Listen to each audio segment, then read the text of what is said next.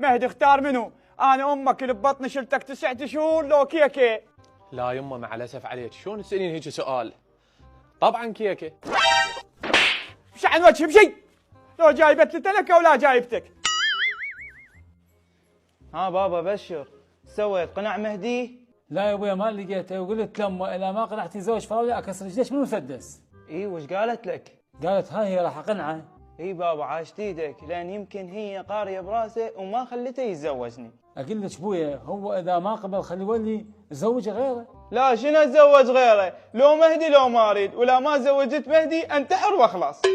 علي من تنتحرين هسه لو حلو بيها مجال، شو وجهها معقج تقول له باط. بابا انا ما ادري حلو مو حلو، لو مهدي لو ما اريد.